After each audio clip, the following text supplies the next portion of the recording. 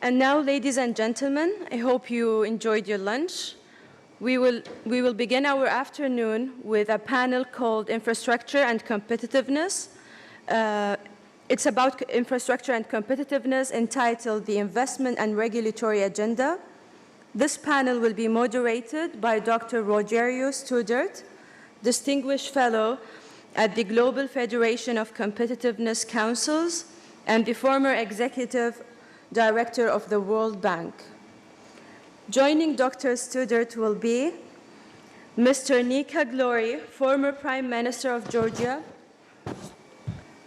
Mr. Stuart Anderson, Managing Director and Regional Head of Standard & Poor's Middle East, His Excellency Tae-Shin Kwon, President and CEO of the Korea Economic Research Institute and a former Minister of the Korean Prime Minister Office, and Mr. William Bohnett, President of Whitecap Investment LLC.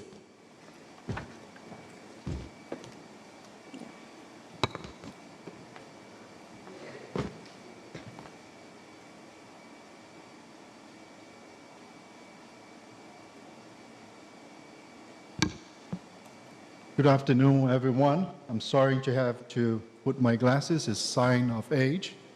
But before doing that, I cannot even speak nowadays. I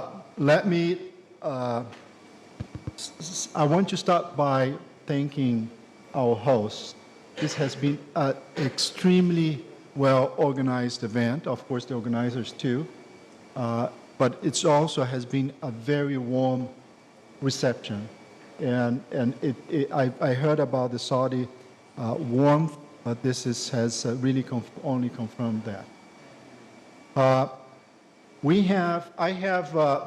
not going to make, I just have to take care of the time. Who's taking care of the time? I can see her over there? Okay, it's going to show. But I don't want to make myself a presentation, but I decided just to give you a few slides here to raise a little bit of awareness of the issues that the importance of the issues that we're going to discuss here. Can I, somebody okay, can you move one? Or I think I need to have I'll do it.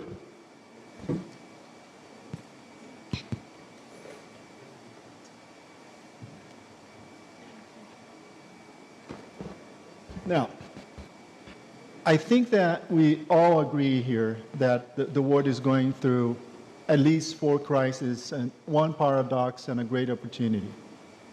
You have at the same time a situation of slow growth and slow creation of jobs. You have problems of environmental sustainability that are becoming, as I say, knocking at the door. You have the continued problems of inequality and particularly the lack of opportunities around the world.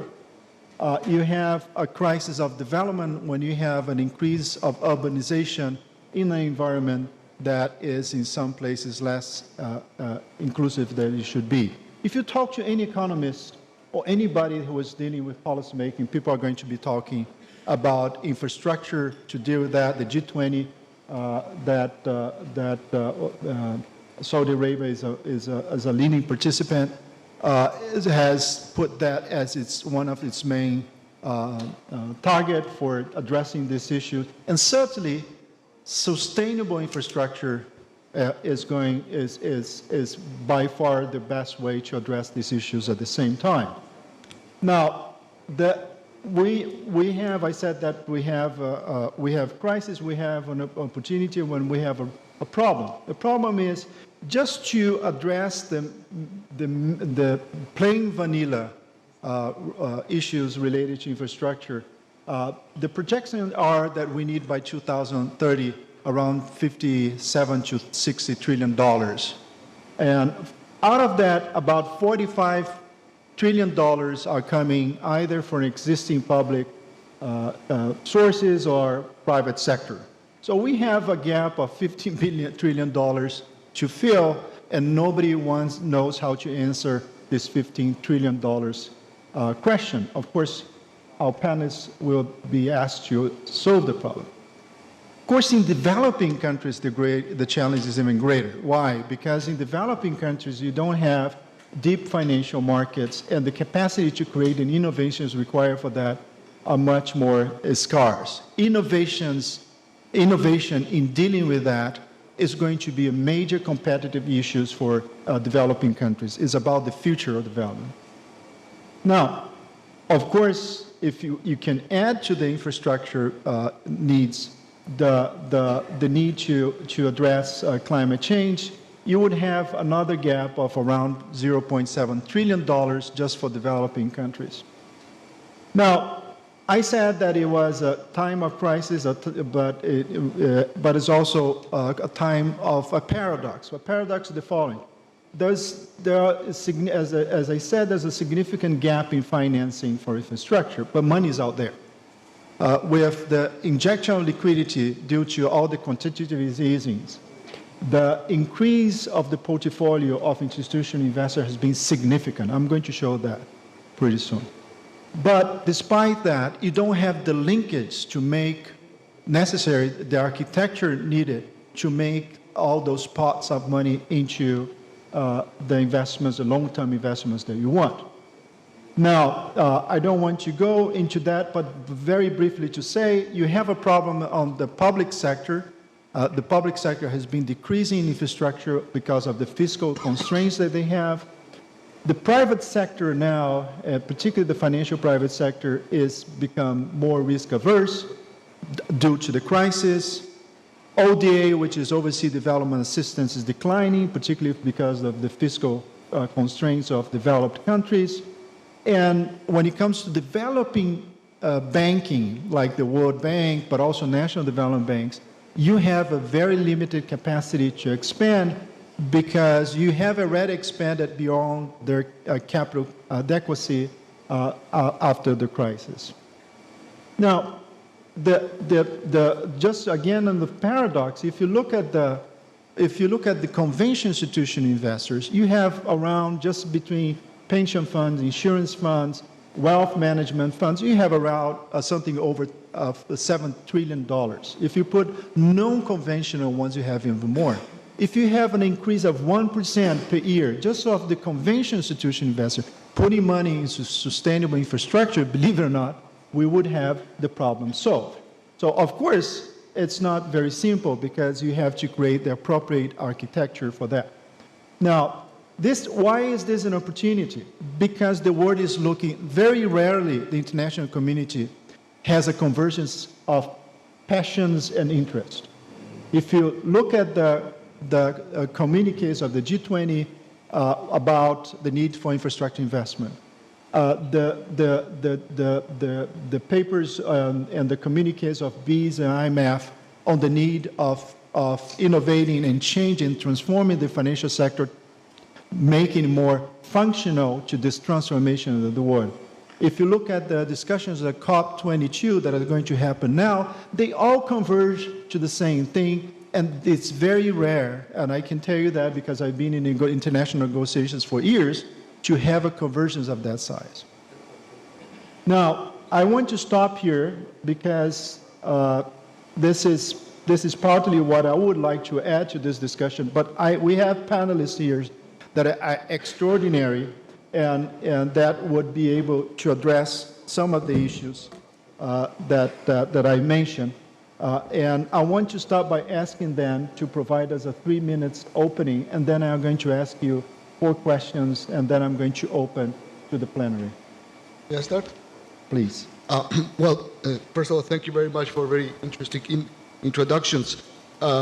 Yes, the gap is huge, and honestly, I might not be the best person to try to address the gap. What I can tell you is, I can tell you the story of my country, where it's a relatively much smaller scale, but the problems were similar. Infrastructure problems were one of the major problems of my country just a few years ago. I'm not saying that everything is fixed right now, but the situation is much more developed and in much higher shape. First of all, I would like to start with saying that I believe in hub economy. The hub economy, I believe, it has to have a few different dimensions. One of them is definitely business environment, simple business environment, corrupt-free business environment. Second is good trade relations, and third is infrastructure. If either of these three parts missing, it's possible for a country to become hub of the region or hub of the bigger territory. Georgia was definitely not a hub just a few years ago, and right now can easily be nominated as a hub of the region. And I'll give you just one very simple example. Number one export item of Georgia in 2003, 2004, 2005 was scrap metal. That's how bad the economy was. Number one export item of Georgia in the past 2-3 years is automobiles, cars, even though we don't produce any. And we've never produced any cars. We're going to never be producing any cars. But because of good infrastructure, because of good regulations and rules, which are very, very simple for private sector, because of low level of corruption, and because of good trade relations with our neighbors, we have managed that all car manufacturers in the world, actually, most of them, bring their cars to Georgia, store in Georgia, and then sell from Georgia to the rest of the region. I mean, Caucasus and Central Asia, most of these parts are being supplied from Georgia. Why? Georgia has always had same geographical location, but because of developed infrastructure, because of developed ports, developed roads, we have managed to become this regional hub, which, by the way, created thousands, to be more clear, it's 25,000 jobs.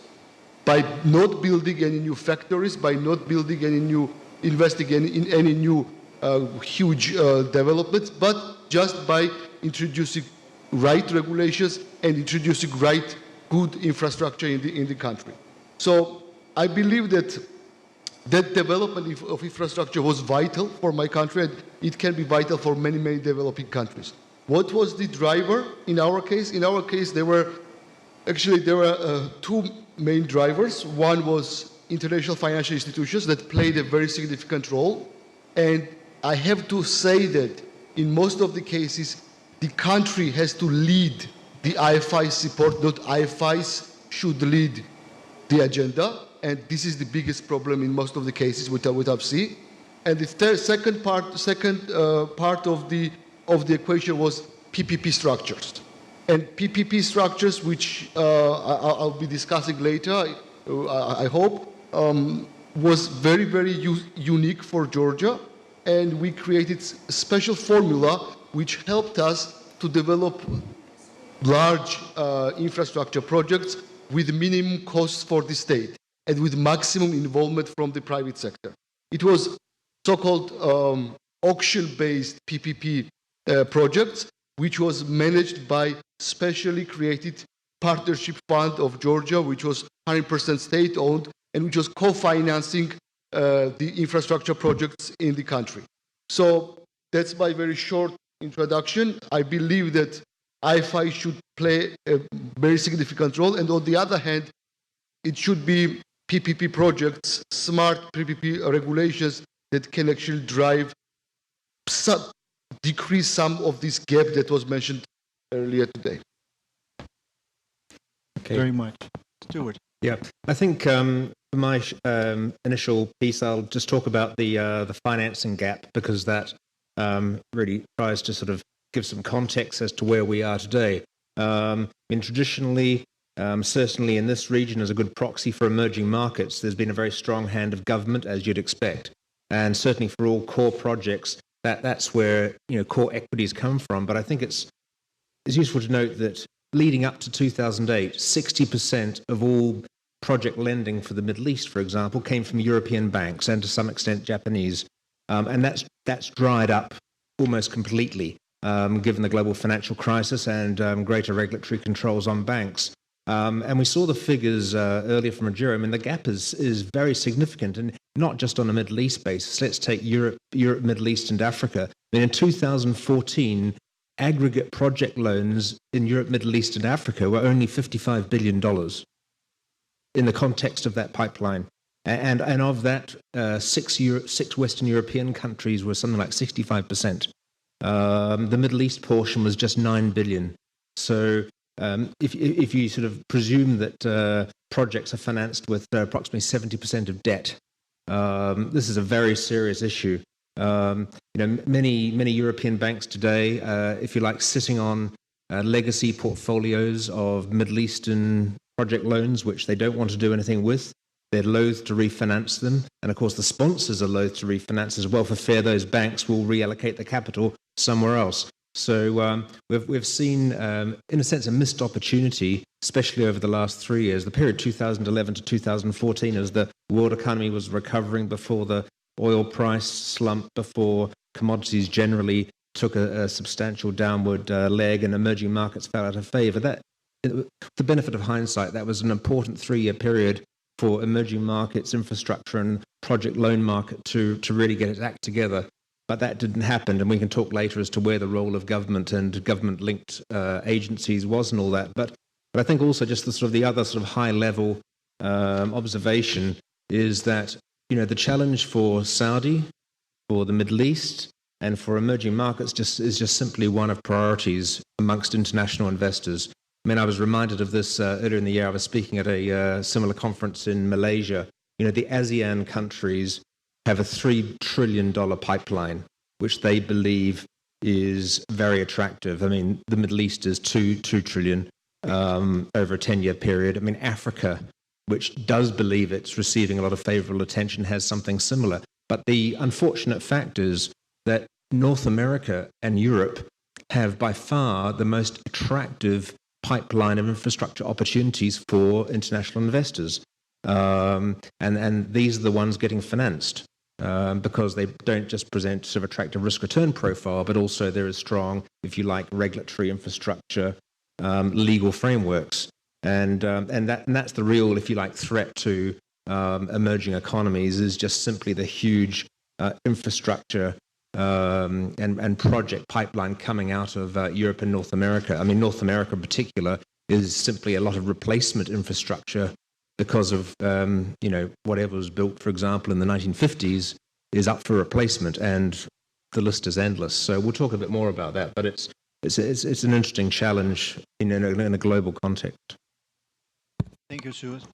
Mr. Kwon. Thank you. My name is T.S. Kwon. I'm from Korea. I'm president of Korea Economic Research Institute. And then I would like to tell you about Korean experience.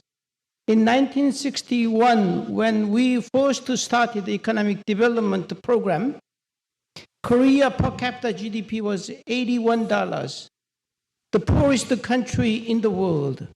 Last year, our per capita GDP, $28,000, 13th largest economy in the world. I think we could achieve this economic miracle using infrastructure, because we didn't have enough money to build the highways, but we built the Gyeongbu Highway from 1968 to 1970, 2.5 years. And then we have built a lot of ports, industrial complex. So the infrastructure is the first necessity for fast economic development. But after our country became democratized, every 5 years we changed our government. Every 4 years we have parliamentary election. And all the politicians give rosy pictures. They want to make good promises to people by proposing easy welfare, a lot of welfare spending. As a result, the real absolute amount for infrastructure has gone down. So we need to use public-private partnership. But it is very difficult, because when it comes to infrastructure, you need to spend huge amount at the beginning stage, and the return will come after 20, 30 years. So without government support, no private companies can dare to invest. So we have established a legal system which was called Promotion of Private Capital Investment in Social Overhead Capital. But at the beginning, it was not done well. And secondly, then after financial crisis 1997, we have made this project more profitable to private investors. But it is a very delicate problem. If private investor earned a lot of money from this project, government will be criticized by opposition party and parliament and press. It is kind of a special benefit to a special group. But if it is less profitable, very few companies want to participate. So it is very difficult to have a balance. So at the beginning stage, it was not good. But we changed it after financial crisis 1997. The most important change was guaranteeing. We call minimum revenue guarantee. For example, 5%, 7% of your total investment guaranteed by the government. So huge amount of money came in, but later there is less incentive for private investors because we used the term build, transfer, operation. So private companies using private investment or lending build highways. When you go to Seoul, from Incheon Airport to the Seoul city, there is nice highways. This is consortium, private consortium, and they have spent all their money, but they will collect tariffs for 30 years. So, but when we assess the net present value of certain project, it is very difficult because we are not sure about future interest rate, and we are not sure about the real demand or traffics. Nobody knows it. So as a result, we have changed it more profitable to private companies. So from 1994 until last year, 2014, we have done 650 projects using PPP, and the amount was $100 billion US. But when the government changed the minimum revenue guarantee system was installed in 1999, but a lot of criticism from the public giving special benefit to special big corporations.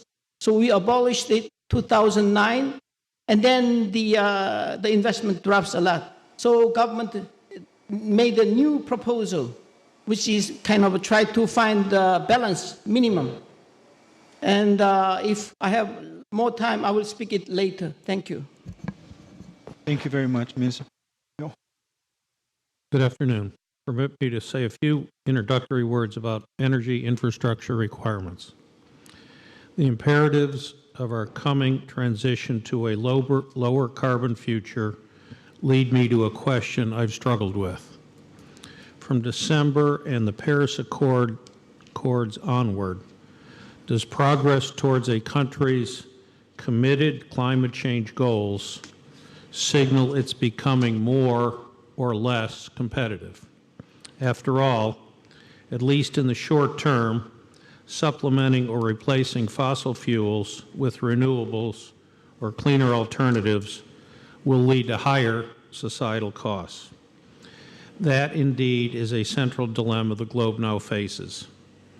The answer I've come to, and as I believe we all must, is that the health and well-being of humanity requires robust action. Indeed, it is the most competitive societies which recognize that safety undergirds all else, that without it there can be no true prosperity. What then is the regulatory and investment agenda for clean energy infrastructure? Health and safety, again, provide the touchstones. The world now starkly faces the deleterious consequences higher temperatures bring. More numerous and severe heat waves, more extreme weather events, rising sea levels. Sensible and measured regulation will, in the coming decades, seek to reduce the damage warming brings at the least possible economic cost.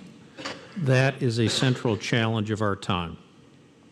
If regulation is done properly, investment will follow as surely as day follows night.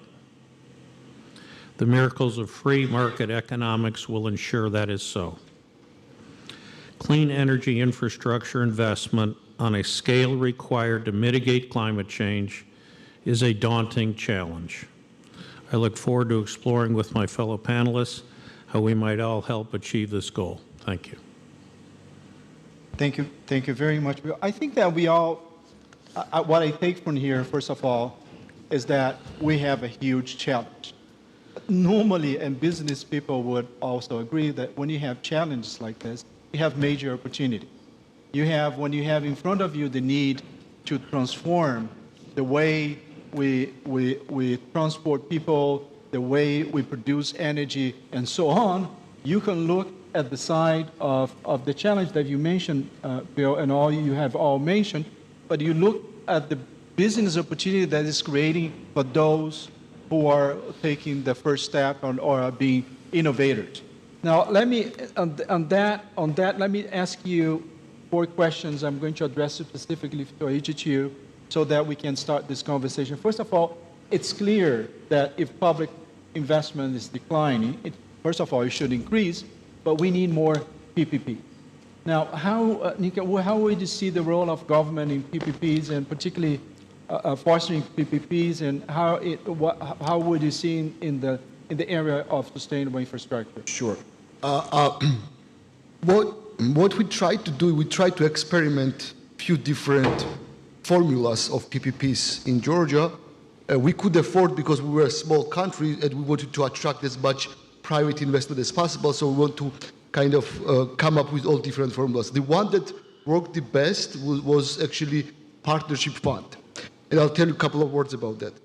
What we did, actually, we privatized almost all infrastructure in Georgia, almost everything. From energy distribution, energy generation, ports, airports, you name it, except high voltage lines and dispatch center and high pressure pipelines, everything else was privatized. We used quite big part of these privatization proceeds in developing a PPP projects. And by the way, I just want to underline here that I believe that at this stage, world is focusing too much on budget deficit. It's something else that we can actually discuss separately, but purely from, I used to be Minister of Finance as well, so I know the problem. Purely from fiscal policy point of view, the too much focus on budget deficit is wrong. And I believe that there are other components that IFIs, IMF, and other world leading economies should be focusing on except budget deficit, but let's talk about it later or some other time. About the partnership fund, bad PPP project is like bad marriage. Like you cannot get out of it very easy, and it can actually damage lots of things. But well done and well negotiated PPP project is like blessing in disguise, because it actually provides an excellent opportunity for private sector as well as for the public sector. So what we did, we took these proceeds, most of the privatization proceeds, and whatever we'll have left in state ownership, put in one partnership fund, and we said that what are the biggest problems of private sector? Number one big problem is that they're afraid to start. For example, if we're talking about new port in Georgia, right? To get a license, to get a land, to negotiate with the local government, to get all these different papers, it's already sometimes risky. Sometimes you go through all the process and you cannot develop it. You get stuck somewhere and you lose money. So we said that this partnership fund will start the projects. We'll create a company. This company will get all the licenses, all the papers, all the land, everything that is needed for this to start at the beginning. We'll actually finance something in the beginning to take the first risk, the first financial risk, and then we'll announce a very simple tender. Whichever company requests the less equity from me, he or she wins the project. Because actually, when it comes down the problems of the large infrastructure problems, it's actually equity problem. So we decided that let's have a tenders and auctions based on equity. We start that state partnership fund is ready to finance 45% of equity. There are 3 or 4 auctioneers whoever will request less equity from my side, he or she wins the project. Of course, you need a very good due diligence. Of course, you need a very good companies participating in the tender. You need a very good road shows and so on and so on. But in the end, this approach actually proved to be very, very successful. Take the money, two very important parts of this project. One is that the state gets out of it within 5 to 10 years' time. And second, state doesn't go into those projects which are being developed by private sector anyway, not to distort the market. So it's very, very, it's a golden middle which we had to find between scaring the private sector away and developing the project in the right way. So this golden middle actually, I think, was found in our case, and it was quite successful venture in the end, because we right now, even as we speak, there are a few projects being developed, large infrastructure being developed by this partnership fund with this formula, identifying a project, investing in it, getting all the licenses and permits together, getting a land, doing the roadshow, identifying the best potential partners, having an auction, and then getting out of it. By the way, you get out of it with small bit of profit, not a huge profit. State is not here to make a profit. State is there to create infrastructure. And this money is reused for new partnership projects in the future. This is after 10 different experiments, this is the one formula that we found in the end to work the best. Thank you very much. This is very interesting what you have said, because if I understood well, and I think I did, I mean, the role of the state in the pre-completion is of utmost, because in the first years of building the infrastructure is when you have the highest risk. Absolutely. But I have to, and then I want to hear later from you, there are some innovations in the private sector, some private funds that are already putting equity, and they have in the pre-completion phase, and actually they are making money out of that. So maybe we need to learn a little bit more of these innovations in order to bring that and expand, leverage the role of the state. But I agree with you. That was extremely interesting. Of course, I mean, the issue of I show you the numbers. The issue of the gap, or what is behind the gap, is perhaps in the minds of all of you. And since institutions like the Global Forum, like the G20, is talking a lot about the gap, what could they do? So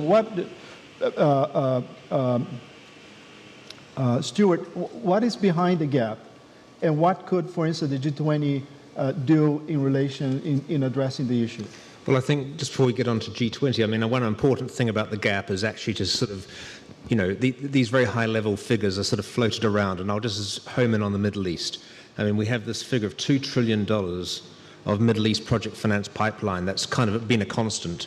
But if you really sort of, peel away the detail there, there's a lot of what I call fluff. There are real estate projects, tourism, real estate related projects. So, I think it's always important to sort of look at, what are the real sort of motivations, especially where these are private sector led developments, or, sort of hybrids, as is often the case in the GCC.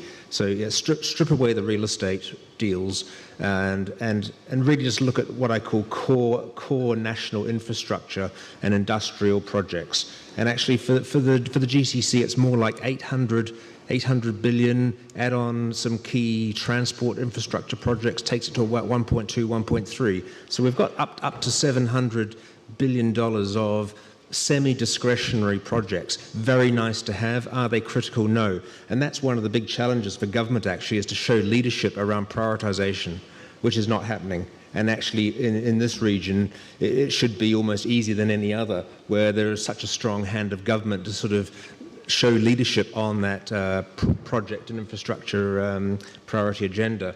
But stepping back to G20, and it's pertinent because obviously, the Kingdom is a member of the G20 and is working to a sort of an ambitious agenda across many pillars on that. But as in fact, this time last year, November 2014. In Australia, there was a G20 meeting where they agreed to form a global infrastructure hub and that is actually very focused on the Asia region, particularly Southeast Asia. The office running that is based in Sydney, and in fact that's pertinent because Australia has a very strong history in innovative and successful project finance along different models. But what this global hub is seeking to establish is not necessarily just sheer volume in terms of projects finance, but is really trying to develop, if you like, a methodology and the mechanics of how you get to, for example, successful PPP, across a number of geographies. So it's about how do you refine the processes in terms of risk allocation, right down to examples such as land acquisition, the risks through the different approval phases, actually getting projects off the ground, especially in emerging markets, getting them to successful completion.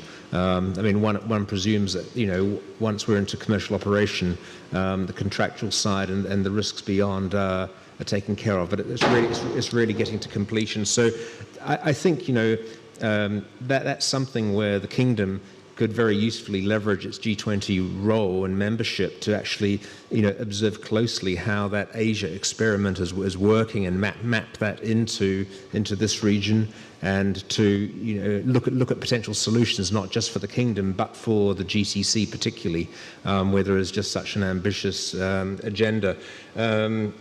I talked about real estate. The other thing I think is important is that we have the region has often sort of the build it and people will come, companies will come, and we've seen some amazing infrastructural development in the region over the past 10, 15 years, not very long actually, and we've seen the benefits of that. The number of international companies and logistics, which is successfully driven off that, but.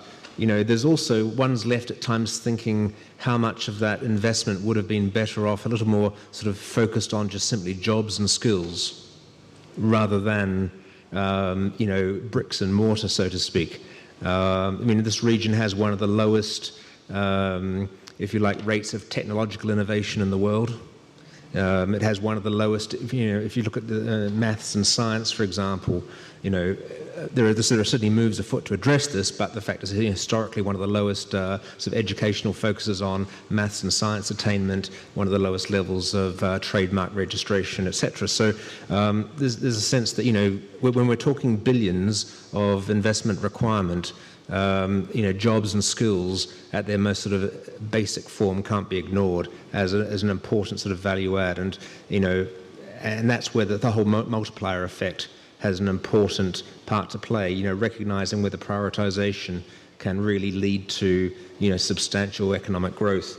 At this point, just a couple more quick points. One is the role of sovereign wealth funds. It's an optical thing, but the region's sovereign wealth funds are very aggressive investors into North American and European project finance.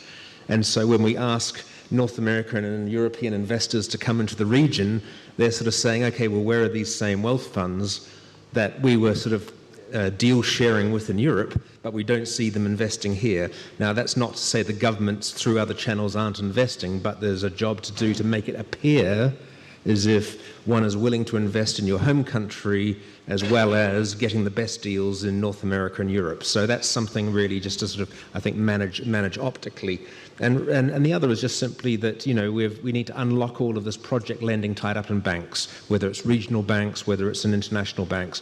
Project bonds, or even via the Islamic finance route, Project Sukuk, these are very well suited structures for infrastructure project finance, because of just simply the way in which the assets are structured against the loan.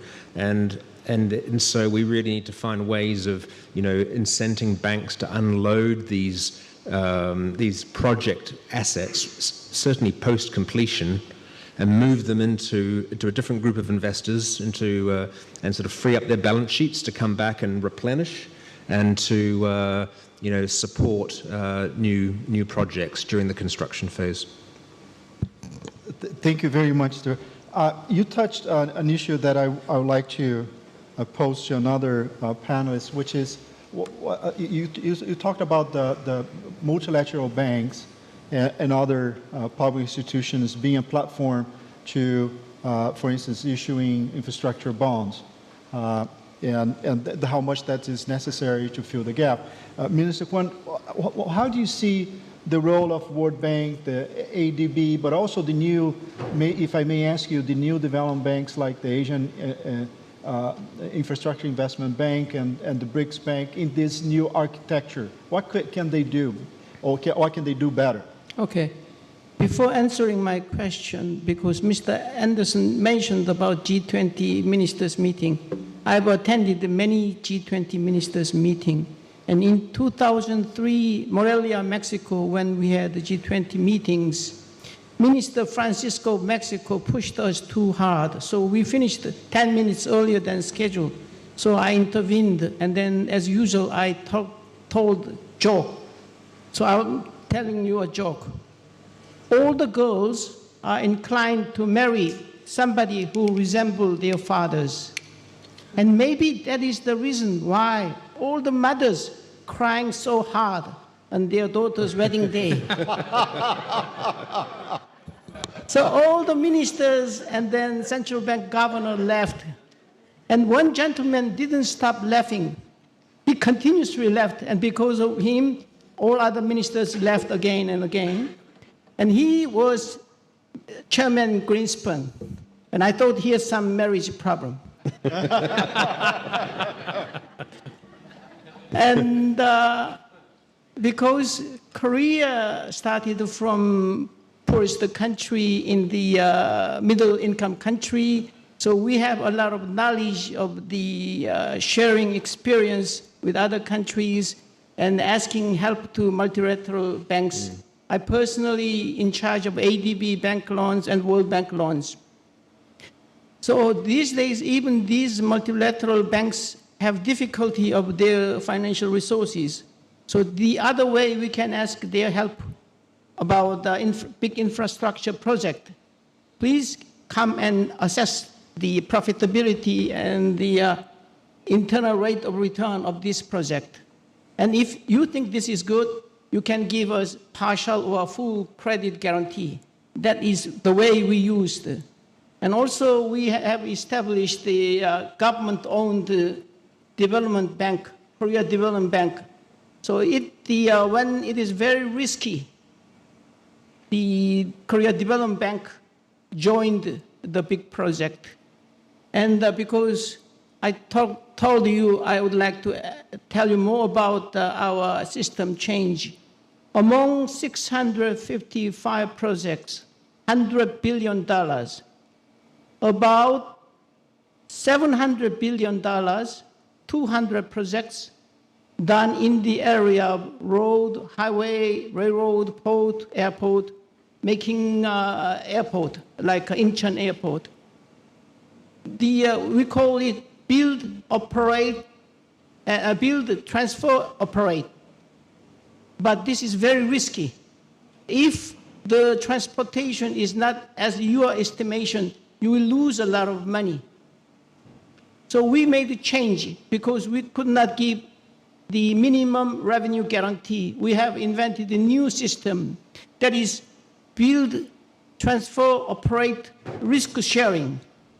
That's how, if you have excess profit, you need to share with government. If you have excess cost or losses, share government. So that's the way we are using now.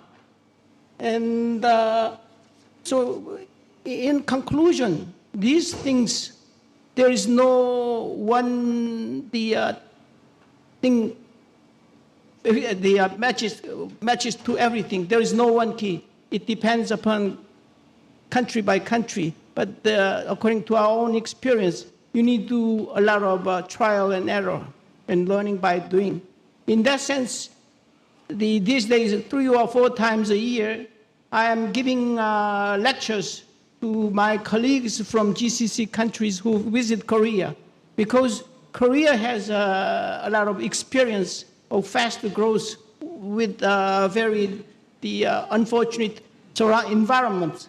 No natural resources, land is small, no accumulated capital. So I wish we can share more experience with my colleagues here. Thank you. Thank you, Minister. It's interesting that you talked about institutions, you talked about the relationship with government, but the architecture requires new types of regulation incentives. Maybe, Bill, you could explore that area. Thanks. I would say enlightened regulation to incentivize and to bring about a lower carbon future.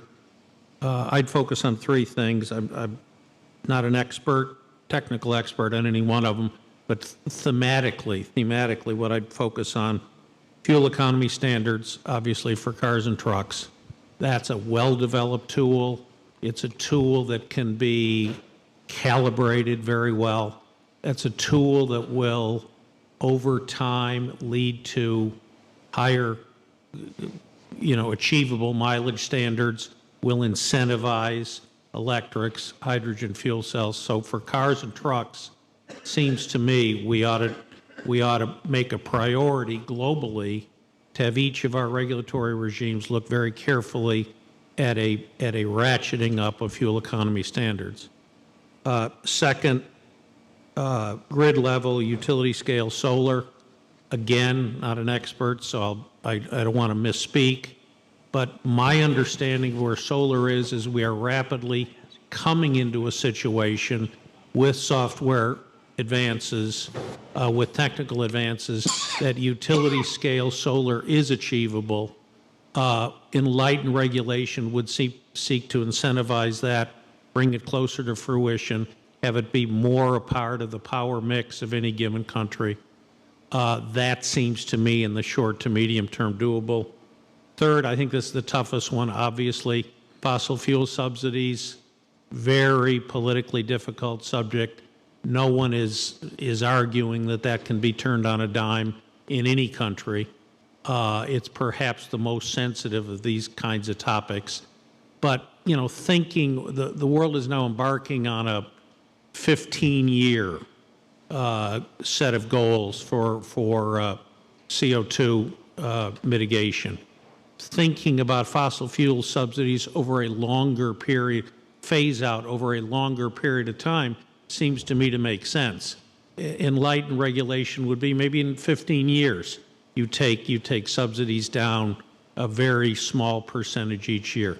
So again, fuel economy, grid level solar, fossil fuel subsidies would be, I think, three useful regulatory templates. Thank you very much, Bill. I'm tempted to ask more questions, but I want you open to the plenary. Sir. Yeah, first, it's you, I have you, and then I have you. Yes, my question is on the financing gap. Sir, would you state your name and so that we... Yes, Shukri Bandakji, and I'm had a company on facility services. Thank you. My question is on this finance gap, and very clearly you've stated that 57 trillion is required in the future. Just looking at the past, I just want to check and ask the question, was something being done wrong in the past in order to get to what our requirement is in the future? If we look 15 years ago, we were at $57 trillion of global debt, if you take out household debt. Today, we are at $200 trillion, okay? And in the last 7 years, $57 trillion was added to the global debt position that we're currently in. So, when somebody asks for money, you have to just also ask, what did you do with the last bit of money that we provided? When you look at the growth of that debt, of the last 7 years or even of the 15 years, all of that came from corporate, a significant part of that came from corporate and government debt anyway. So can you explain the use of that financial debt that has taken us to $200 trillion? And it gives me the feeling that, perhaps when you start adding all the $1 trillion, it starts to get serious money. So I think it needs to be explained that the way going forward, without us reflecting on the way that we got here, might be something worth a question worth asking, and that's my question worth asking. Thank you. Perhaps we could take 2 more questions. I have one over there and then one over here. So my name is Stephen Coonan. I used to be the chief scientist for BP and then was the undersecretary for science in the Department of Energy. So I know something about energy and also know something about climate science. If you look at the Paris commitments, the UN just released a report on Friday, and you look at plausible emissions trajectories going forward, you conclude that human influences on the climate are not going to be diminishing anytime soon, and if they do manage to stabilize by the end of the century, they will be with us for another century. If you then believe the models that connect human influences with climate change, and there's quite a bit of uncertainty in those, but let's believe them, you conclude that we're going to blow through the alleged 2-degree safety level easily and probably blow through 3-degree temperature rise by the end of the century. As a result, adaptation may well be as important, if not more important, than mitigation, and there will be substantial investment opportunities associated with that. I think they're a lot harder to quantify, even to characterize, but they will be there. You know, I'm by nature an optimist, so let me just quickly respond to that. The wild card here, which you know and you're an expert on, is the pace of technological change. And I'm an optimist. I think if we do it right and we provide incentives, we get the market system working as it can with a bottom-up global consensus that this needs to be addressed somewhat faster. If you and I are still around in 15 years, I hope we have a far more advanced car and truck fuel system, and I think we can do better than what frankly the scientific consensus would have us believe right now. Transportation is only 20%. I know. Well, I would have said the third, but all right, I hear you. Listen, I understand. Just, we have different opinions, but I prefer to be an optimist. Thank you. Another question. My name is Ashraf Naguib. I'm the CEO of Global Trade Matters. It's a pleasure being here. My first question is to Mr. Nika. I've looked at Georgia as a business case, and I've seen what you've done personally. I commend you very, very much on your leadership of that country as a minister and as the prime minister. And you started off Georgia with negative GDP growth when you were there. And that's my first question is, before we talk about competitiveness, regulations, and infrastructure, you had to go through fiscal policy changes, very much so like Chile back in the 70s. There wasn't the infrastructure, there wasn't the competitiveness, but they had a major fiscal problem. And they started off by changing their fiscal policies first before they were able to attract investments into infrastructure, really have the impact of infrastructure on their growth. But the first part was the fiscal policy, and I'm very, very interested to understand what were the mechanisms, what were the first things that you did and your country did to be able to adjust your fiscal direction that started to create positive GDP growth and then hence economic development. My second question to Mr. Kwon, very quickly. You talked about the PPP and the different models that you've used, including revenue guarantee. Why didn't you move towards maybe tax incentives in a sense, land and tax incentives? We've seen done in other countries before, not necessarily successful all the time, but why was that not part of what South Korea did during its... Why Korea didn't use tax incentive system? Okay. Yes. Thank you. Please. Thank you.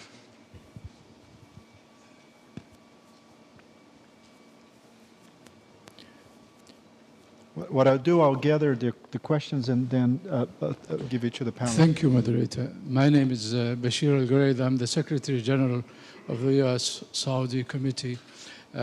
Precisely what the Prime Minister or Prime Minister of Georgia have said, and I think Mr. Anderson have contradicted somewhat what Georgia's model is regarding the GCC.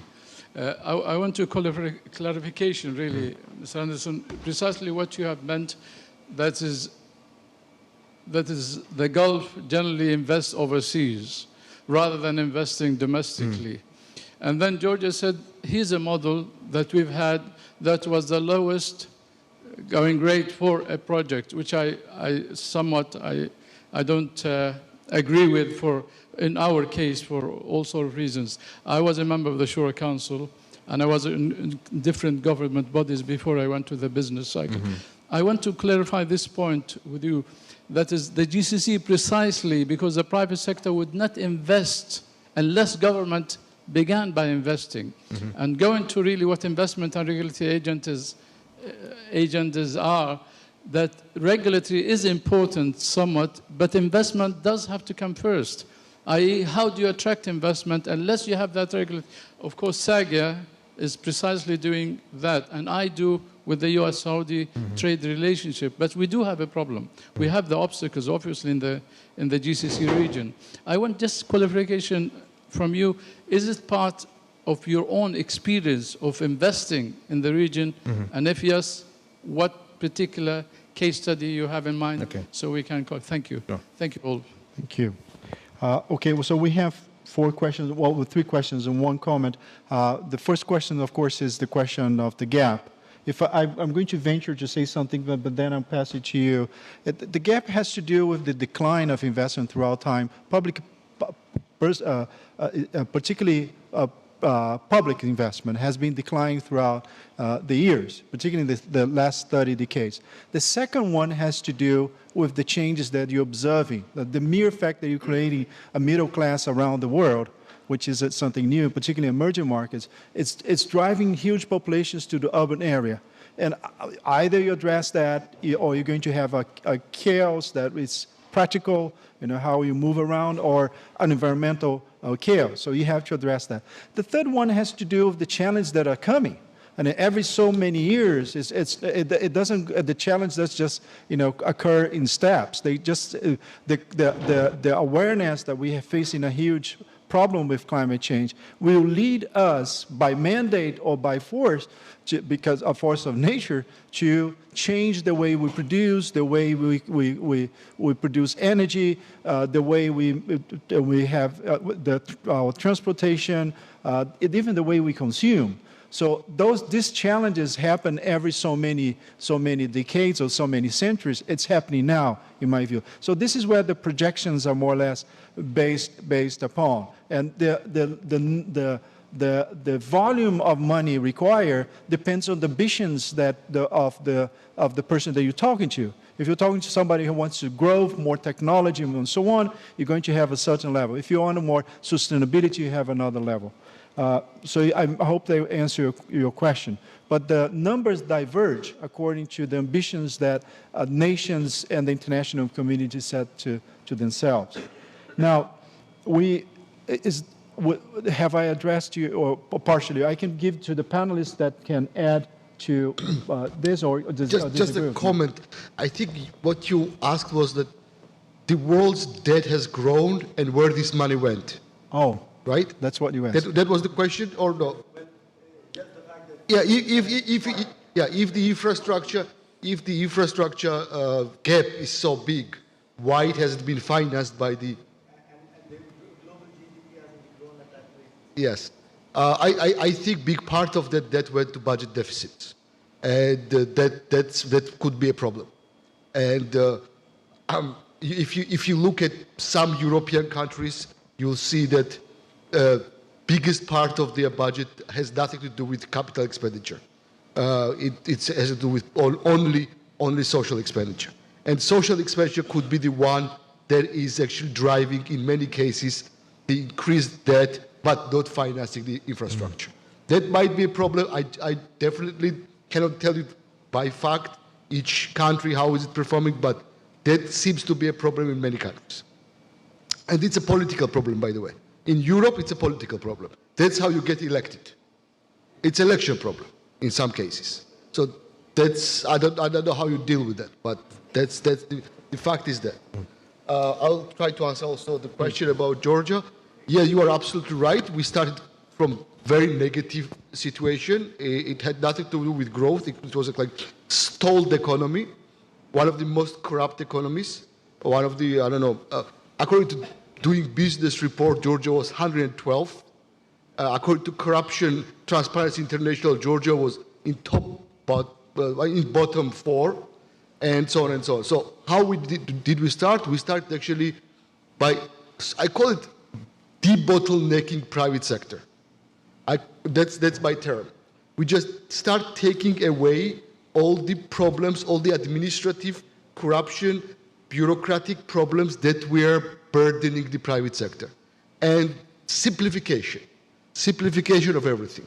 By the way, within only 6 years' time, Georgia became number 8 in the world, according to Doing Business report. This is the biggest jump as any country has ever done, according to this report, from 112th place to number 8. According to Transparency International, we became one of the least corrupt countries in the world, from like bottom to the top. I mean, it's also in 5-6 years' time. So with these reforms, we actually created an environment where private sector felt comfortable. I'm talking about SMEs, local Georgian SMEs. By the way, when you doing business reforms, mostly it doesn't attract big private sector. Big players can always find their way how to talk to governments. It's the small, medium-sized enterprises that needs debottlenecking from the government. So that was like the first steps. We decreased number of taxes from 21 to 6 and simplified all of them. And despite that, we had more revenues and we increased our revenues. I mean, even during the world financial crisis and after serious geopolitical crisis in Georgia, we actually went against IMF's advice of do austerity. We did anti-austerity. In 2009, when we had minus growth, instead of increasing taxes and instead of trying to balance our budget, we decreased taxes and we increased expenditure, but on infrastructure, not on social. We cut social, but increased on infrastructure. And we got out of the economic crisis the fastest in the region. Only within 1 year's time, our growth rate was plus 6.5. So these were kind of not ordinary measures that we experimented with, which actually really worked for our country. It may not work for other countries. I'm not saying that this is a perfect formula that we found for other countries, but it seems that other countries who adopted the similar approach have also are doing quite successful right now, by the way, and much bigger countries than Georgia. I have some bad news. I was anxiously waiting to see the 10 minutes to the end, but it's just showing that our time is up now. And so, can we be very brief on the tax incentive system? Yeah, we used a lot of tax incentive system at the beginning stage of fast economic development. For example, tax incentives for research and development or infrastructures, the expenditure or investment. But the problem is that these days infrastructure PPP project is so big, and then it takes at least 5 years to build some big project. And then first 2-3 years, there is no profit. So if there is no profit during construction period and early stage, no uses of tax incentive system. Perhaps just to answer the question around the GCC and the wealth funds, and I think it's fair to say that at the peak, there was at least $2 trillion of GCC wealth funds invested primarily in North America and Europe. That's something less now. And obviously most of that was held in liquid securities, US treasuries, etc. But nonetheless, there was a portion in long-term asset classes, North American, European project finance. And I think it's not, and certainly feedback we've had from international investors is that they do sense an imbalance and a reluctance to co-invest at the same proportionate kind of level in some of the, let's just say, riskier projects in the region. I mean, I don't think it's a big issue substantively, but I think it's something that can just be handled better in terms of perception and optics, and in terms of the relationship between, the GCC governments and some of these major international institutional investors. And maybe just back to Shukri's point on institutional investors, I mean, that's kind of the big opportunity in terms of where the pots of cash lie globally. International pension funds, they've got their money in the wrong place. I mean, project finance infrastructure is a very logical place for pension funds and life companies, insurance to be invested because it produces long-term annuity flows. So there is this slow transition away from equities and real estate and short-term cash holdings into these things. But it's, and in Europe we have Solvency II. It's taking time. But yeah, that's a logical sort of a pot of investable cash to move to infrastructure. Well, thank you very much. I'm sorry I will not have time to, and I wouldn't be able to wrap such a rich discussion here. I just want to say that you all notice that we have a huge challenge in front of us, but we also have an incredible opportunity.